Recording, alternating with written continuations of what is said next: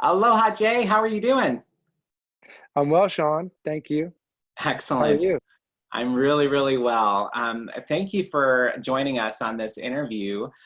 Just for those of you who don't know, I'm Shawn Hallum. I'm the Director of Education for Hawaii Spa Association.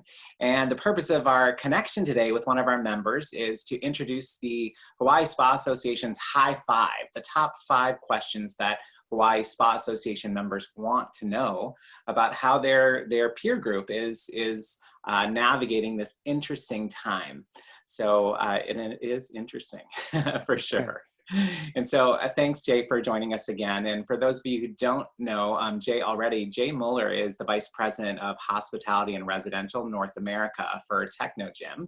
And I know, Jay, that you specialize in creating very tailored solutions for businesses around the globe, but certainly here in Hawaii, to meet all of their wellness needs. As a matter of fact, I know that you're also known as the Wellness Company. Am I getting that right? 100%. Since, Awesome. 1993, the wellness company, well ahead of its time. Perfect. Well, Jay, can you just tell us a little bit more about you and your company, and then we'll move into our curious questions. Sure. Thank you, Shawn. So, speaking of wellness, I mean, I've been in the wellness industry for about nearly 20 years, and almost 15 of that time with Technogym. Um, Technogym is a world-leading fitness equipment manufacturer, developer of digital solutions and services. Um, so we promote the wellness lifestyle, and it's something it's very near and dear to my heart, something I'm very passionate about. Wellness lifestyle is uh, routine exercise, proper nutrition, which all equal to the proper positive mental approach. Um, Something that's probably very important today, right? And probably very real for many in terms of, we hear about wellness, which is living a healthier lifestyle, is boosting immunity, and it's also helping with that. We're in sort of, many for us are here stateside, and obviously even in Hawaii, are shelter in place or quarantine, and there's a mental approach or a mental aspect to this. So the wellness lifestyle is helping. I see a lot of people riding bikes and walking and running outside, and maybe they have a little bit more time on their hands, unfortunately, but at the same time, I do believe that they all do see the positive effects of living that healthier life. Excellent. Well, I think we all need it more than ever, the opportunity Absolutely. to engage in wellness activities. And there's so many, right? It's multifaceted. You said, Jay, that it's also, sort of a mental experience as well, right? So you got to get your mindset in the game. I know that Technogym has been perceived to be the expert in that arena for quite some time. So I'm very, very fortunate to spend some time with you today. So I thought what we would do is ask you our top 5 questions at Hawaii Spa Association on how you're navigating in this new reality that we're experiencing.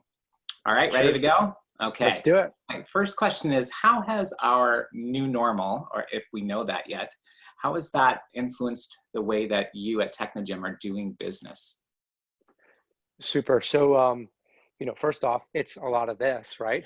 These Zoom calls. As the vice president of hospitality, travel routinely, right? So we're seeing a lot less of that going on right now. But when we think about hospitality and wellness design, we're seeing plans for the new norm going towards, training at home, training in room while traveling. I mean, pre-COVID, we were starting to see that in-room exercise was on the rise, right? In terms of in hospitality and in the hotel and resort side. Hilton had 5 Feet to Fitness, which was one of their most successful and organic wellness in-room initiatives that's happened. So we're also seeing a lot more digital, in the sense of people are, you can't go on Instagram or social media, Facebook, and not see something of an IG Live, Facebook Live wellness moment that's happening. So people are definitely training, and they're training to stay healthy and moving, and I think that they're you know looking for that wellness experience. So we're going to see in the future more reliant on digital and technology, We're going to see a lot more people investing in wellness at home, whether it be solutions or whether it be the time to train at home. So for many, the lack of time is what has been a big deterrent Mm. for training or exercising or routine movement. And here we are at a moment where we're finding that time at home, and we're maybe even finding about how easy it is to get 15-20 minutes of a cardio burn, utilizing minimal tools or a small space in your apartment or your flat or your home. So it's been fun to see that. And there's this digital revolution. I'm watching my children who are, 8 and 12, and they're distance learning, and they're leveraging technology. So it's all around us. If we didn't know technology was in our faces before, it's going to be more prevalent. And so combine technology, you combine wellness, it's kind of set up on a tee in a way for Technogym, and we're excited about the future. And then, like I said, even for this new norm and design, right, in the sense of, people building in hospitality, creating spaces in the guest rooms. So we're going to see a lot of that too. Wow. So, and that makes a lot of sense, and it seems, I mean, I guess I would say, unfortunately, we've been all forced to adapt right now with this reality. But as you've said, you're teed up to do that really well, because all along Technogym has been tailoring these solutions for spaces, right? And so whether those spaces are public with lots of people or private, like residential, you've been doing that already. But you have a high level of awareness that now people are going to want to make sure that they feel safe and secure, and tailoring those solutions to in-room, perhaps in our spa environments when we're working in hotels, creating fitness solutions in the guest room, and also leveraging things like technology. And you mentioned that a couple of times, and I couldn't agree more that technology has been an incredible asset when we're all sort of tethered to our homes and trying to stay connected to the world around us. And I've seen so many fitness companies and wellness companies use technology to engage people in meaningful movement in a way that they can get it done. And you had said also, Jay, that people usually don't have the luxury of time to engage in the depth of wellness that they would want to aspire to, but now we're all at home. So what's our excuse now is my question. So good. All right. So that is very informative. So what advice do you have for Hawaii Spa Association members as we all consider reopening our businesses? Well, for sure, I think we absolutely need to be, following CDC guidelines, right, and making sure that we're following local governances as we prepare to open. Um, I also do sit, I didn't mention this in the beginning, but I sit on the board of iSpa as well, right? So I'm amongst industry leaders and veterans that are bringing, iSpa, the International Spa Association is the voice of the spa community internationally, right? We serve health and wellness facilities around 70 countries, approximately 70 countries around the world. So, they've actually just launched the iSpa resource toolkit for reopening. Great information found there, so I definitely encourage the team to be checking that out. But yeah, following the guidelines. From a fitness perspective, I've seen, I've had many questions about talking about building plexiglass barriers between the cardiovascular machines. Which I think is absolutely crazy, because as operators, there's enough to do, and to have to wipe down an icky sort of barrier. I think it's sort of this social responsibility that we'll all want to take on, in the sense of having disposable wipes, disinfectant wipes to wipe down and care for the equipment that we're arriving on, to maybe make sure we take our own initiative, but at the same time protect our fellow community as well after you're leaving the machine, where you might have sweat on or got some sort of condensation to just protect the our community. So yeah, we're testing some designs as well in terms of layouts and footprints and how things can look for the future. So it's been really purely conceptual at this point, but it's been fun to test the waters in a way. And I hate to say the word fun during this type of a time, because it is a serious matter, right? And we have to be careful. But yeah. Okay. All right. So it sounds like you've had a lot of people reach out to you to figure out how to tailor their spaces and feel very, very safe. You know, Yeah. has in your opinion, this is just sort of a follow-up question for you. In your opinion, has safety been one of the top questions you're getting from clients now that people that you're working with or people that you're hoping to work with?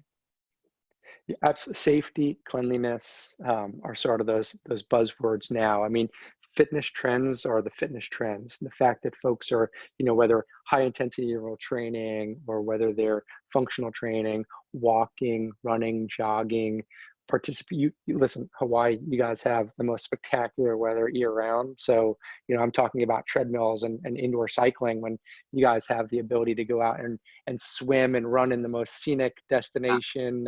And ride bikes, endlessly around, beautiful Hawaiian Islands. So very different from here, in the city of New York. So Yeah, for sure. I definitely see that, yeah, people are taking this very seriously. Yes. Good. Well, thank you for reminding us that we all have extra resources outside of Hawaii, like the International Spa Association, who's put together an excellent resource toolkit for reopening. And I know that your work with the association has really helped our whole industry grow, and we're so lucky to learn from you. And I know that you mentioned you learn from others. So this is the time for information sharing, right, for 100%. everyone.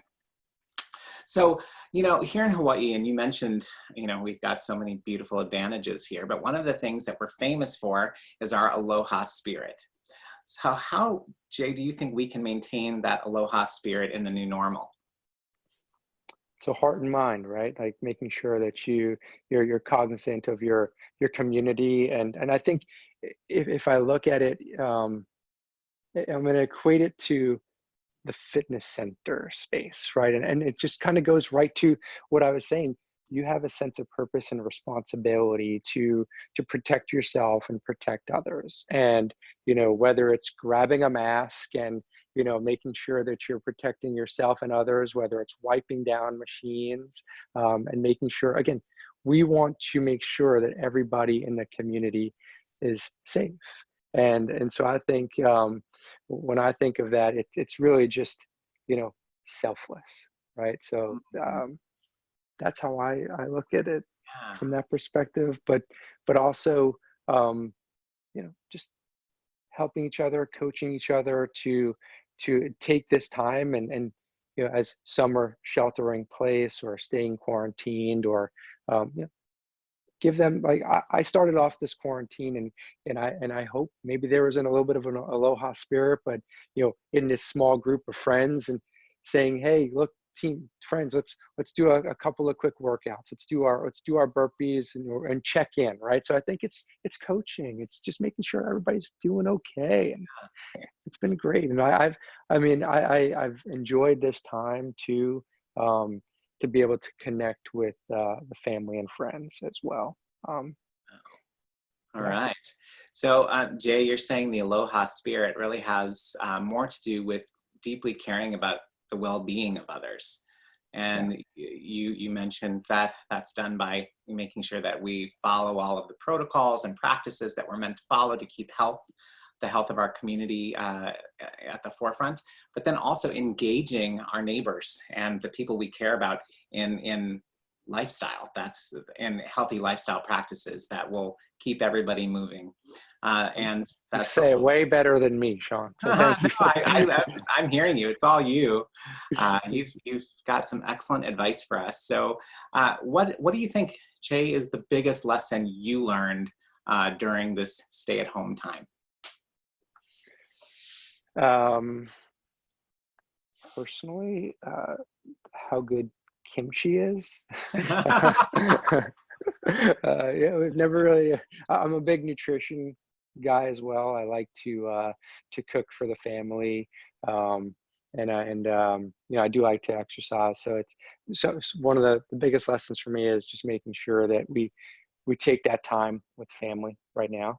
Um, but at the same time, I'm working harder than ever around the clock. Work from home has been unique in its way as a person that travels a lot. So uh, biggest lesson is, staying focused amidst the chaos, and really, again, just helping to support the community. It just comes back to that. Like whether I work with a team, great sales professionals, 21 people in our organization. I've run routine town hall calls at 3 o'clock East Mm, every Tuesday, Wednesday, Thursday.